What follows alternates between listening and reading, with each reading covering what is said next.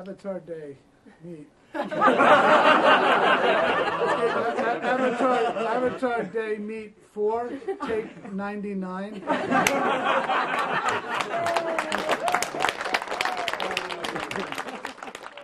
Action!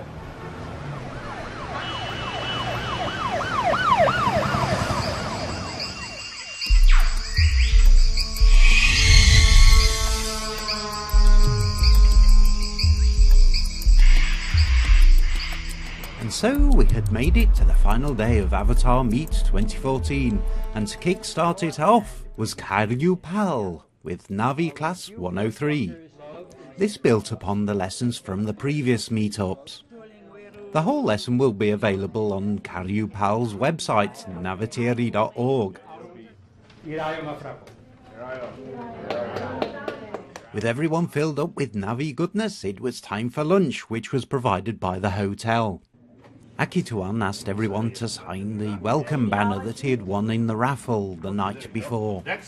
Once everyone had had some yum yum, it was over to Madrona Marsh, where we were going to take part in an afternoon of volunteering that had been organised by Raiden. The weather was quite pleasant, but with the sun bearing down on everyone, it was time for sunblock. Everyone's finished with the sunblock? Yeah. Everyone then gathered under the shade of a tree as we waited for our host to arrive. Everybody, how you guys doing? Good. My name is Daniel. I'm one of the staff members here. I'm going to be working with you guys this afternoon. Really appreciate you guys coming out and wanting to volunteer your time here. Yeah. So just a little, basically some paperwork.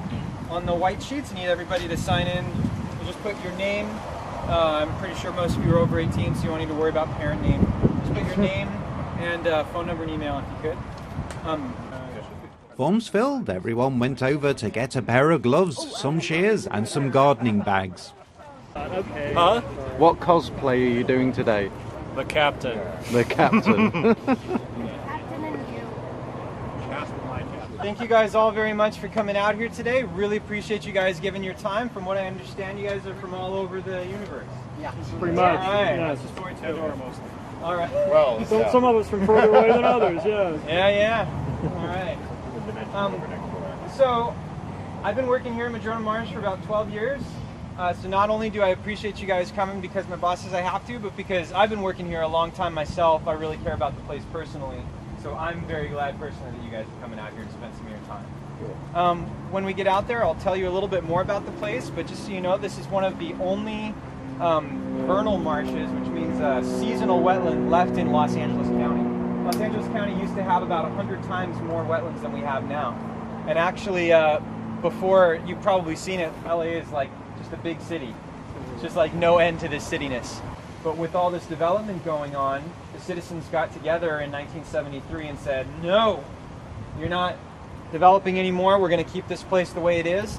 And since that point, people have been volunteering on Saturdays to help restore the place, doing habitat restoration by pulling out invasive species and planting the native species back where they're supposed to be, so that we kind of reinvigorate the natural ecosystem of things here. So we're pulling out a plant called European sedge. And by taking out this stuff, we're allowing the native plants to get back in there, so the native birds and lizards and migratory waterfowl and all those things that need a suitable habitat like the Madrona Marsh, they can kind of have a home here. Again, my name is Daniel, so if you have any questions, I love answering questions. Feel free to ask me as we walk on over, and I'll be back. Daisy cutter, take one. With the old school safety brief complete, it was across the road and into the marsh to do some work. And what's with the big fence? Are they trying to keep some animals in or something? Let's get to work. So what we're pulling today is we're pulling this stuff. It's called European sedge. I'm going to take you guys into an area over here where you'll see a little bit more. I'll teach you how to identify it a little bit more closely. And basically what we're going to do is the teams that you guys got into, one person is going to be putting a bag over it, just like a giant condom, and closing the bottom of the bag so that we don't lose any of the seeds, and the other person will be using the shears to cut these about 6 inches from the ground. We don't want to cut them down to the ground, we're going to shear them off. The reason we're leaving a little bit of stub is we're going to come by here and spray an herbicide on it later. All the stuff that we spray is as environmentally friendly as we can be. about it. So we're very conscious about that. Okay, so let's bring our stuff and I'll show you where we can find this stuff. After a short walk, we had arrived at the Sedge frontier. Shears in hand and bags ready, we set to work. It was a bit slow to begin with, but we soon picked up our pace.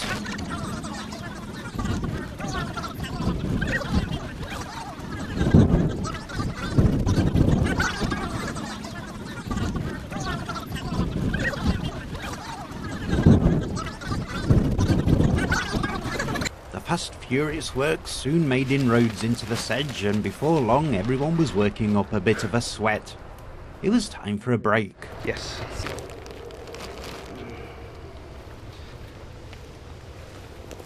Cookies and drinks were provided by the park under the shade of a tree, which gave everyone time to cool down and get ready for the second session of work. Well, let's see. No, that's right.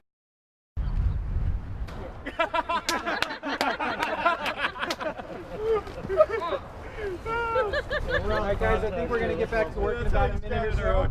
You guys are looking like you're having way too much fun. We're not going to get right back to work. I'm going to show you guys a few things, and then we'll come back and go to work. And with that, our park ranger guide took us deeper into the marsh to do a bit of exploring.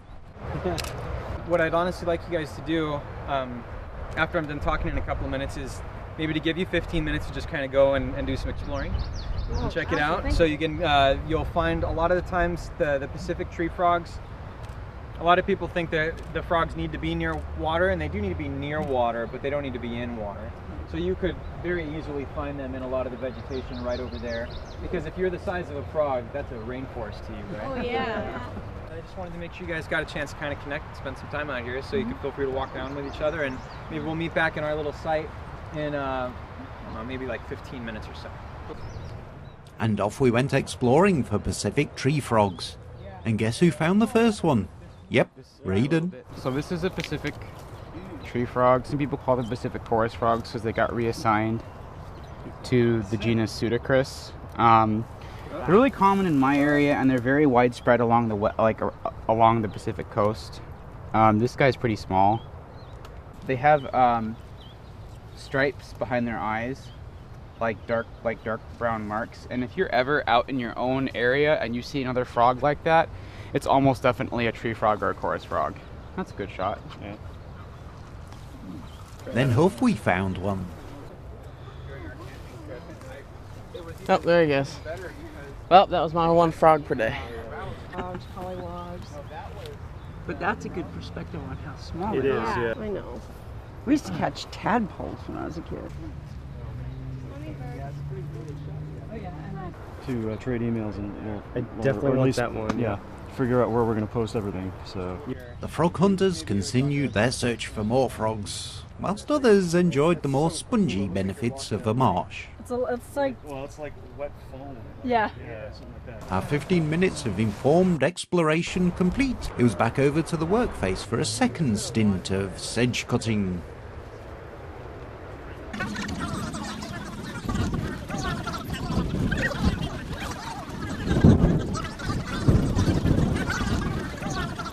There's nothing like a dedicated group of Avatar fans to put their back into it. And so our work was done. All that was left to do was to carry the sedge back to base for disposal. Yes, I think it was worth doing because it means that now in spring they'll be able to plant native plants, and that'll make habitat for the natives, the native animals, because unfortunately having invasive species in an area like that creates a monoculture, which is like just one species, but you might as well just have plastic plants if you have that, because nothing can use it. Nothing can use it. It's just like landscaping. So yeah, I think it was worthwhile. After a good afternoon's work in the marsh, we handed in our tools and equipment before heading back to the car park for a wash-up and rest. I know, right?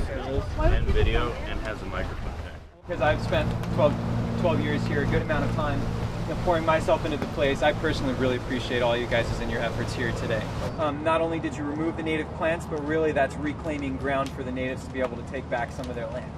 and really improve the quality of habitat that we have for all the nature, all the wildlife, all the plant communities, all the things that are coming back here.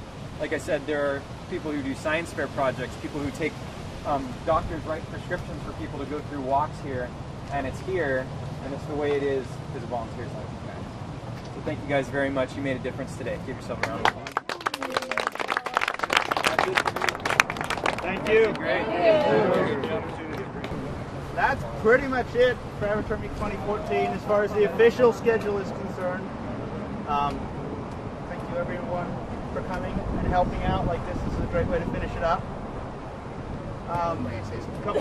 Yeah, actually, guys, one of the reasons why I'm the one who orchestrated this whole thing, and part of the reason why I did is because, like I said before, we're nothing.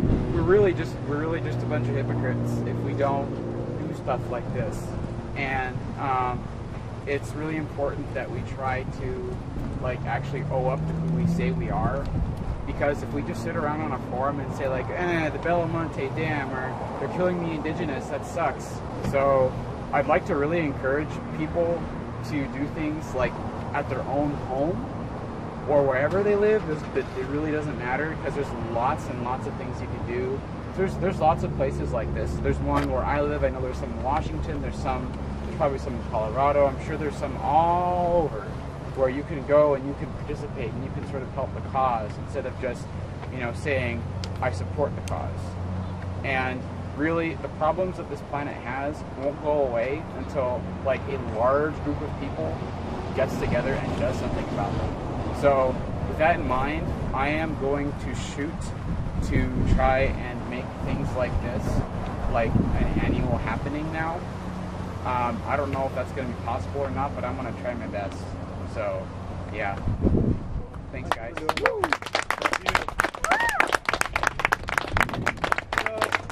a couple of little housekeeping things. We have no idea what the plan is for next year yet. The next couple of years is going to be pretty interesting for Avatar. Of course, as the sequels come out, the community could grow quite massively, quite quickly. And so we're kind of the core of it, because we've been to these parties before. So we got 40 people this year. Next year could be 40 as well. The year after that could be 4,000. Was this the biggest meetup, or was... No. Yeah, 2012. 2012, Seattle was a little larger. By about 10 people, I think. 60 some. I think we had 12. It was almost 70. Was it 70? Yeah, it was. 20 more. Well, and that's a bunch. It was pretty big. Well, when the films start back up again, this thing could get really big really quick. And with that thought, AvatarMeet 2014 came to a close. Irayo nit an mafrapo.